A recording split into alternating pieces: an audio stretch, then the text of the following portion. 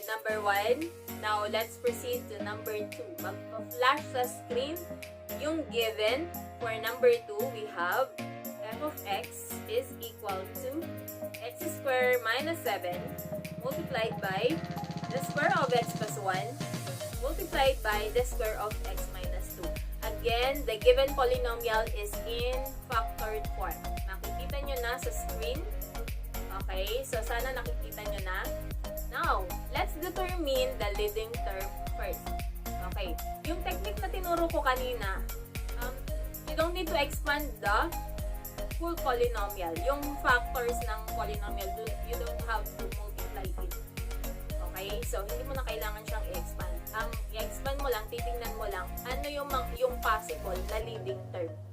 So, you will just look at the variable, yung first term ng binomials natin, yung mga factors, yung factor dun sa factored form ng polynomial. Okay, so we have, on the first factor, we have x squared. On the second factor, we have the square of x plus 1. So, another x squared. And also, on the third factor, we have the square of x minus 2. So, another x squared.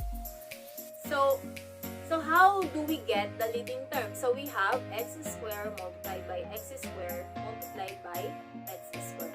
And according to the laws of exponents, if we're going to multiply expressions with the same base, we simply add the exponents. So, we have 2 plus 2 plus 2. Nakikita nyo na sa screen. So, therefore, the degree is equal to 6. So, we have the leading term, x to the 6th power. Okay, so nakikita nyo na sa screen, the leading term is x to the 6th power. Now, let's proceed to determining the end behaviors of the graph of the given polynomial function. Now, to determine the end behavior, ano yung kailangan nating dapat given? Number 1 is the degree. And number 2 is the leading coefficient. Okay. So, from the leading term, na-identify na natin, makikita na natin yung end behavior ng graph natin. Okay? Because from the leading term, makikita mo na yung degree. And also, the leading coefficient. Okay? So, to determine the end behavior of the given polynomial function, if the degree is 6, what is the leading coefficient? Okay, so the leading coefficient is 1 kasi yung leading term natin is x to the 6. Okay? So, yung 6 doon is the degree, yung leading coefficient is 1. And it is greater than 0. So, we will use what case number dun sa 4 guides natin? Case number 3. The degree is even and the leading coefficient is greater than 0. Therefore, yung end behavior ng graph natin ay parehong pataas sa left and also, ano ba yung left? Right ko dito, so left dyan. So, pataas yung left and then pataas din yung right. Okay? So, ganon. So, kung ano man yung itsura niyan, basta pataas yung end behavior ng graph ng polynomial function. Okay. Let's proceed. Identifying the y-intercept.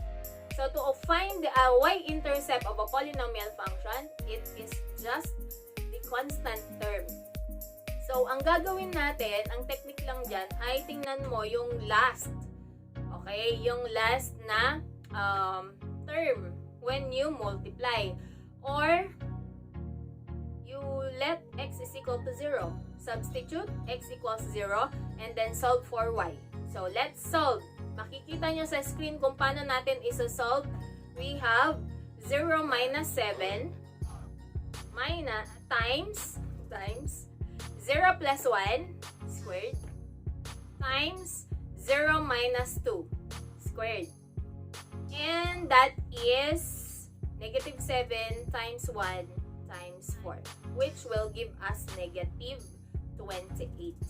So, the graph of this given polynomial function will pass through y equals negative 8. So, sa baba. Okay, ayan. And the number of turning points, sabi natin kanina, as we recall that how to find for the number of turning points, that is simply n minus 1. Degree minus 1. So, the number of turning points, since the degree is 6, so that is simply 6 minus 1 is equal to 5. So, there are 5 turning points of this given polynomial function.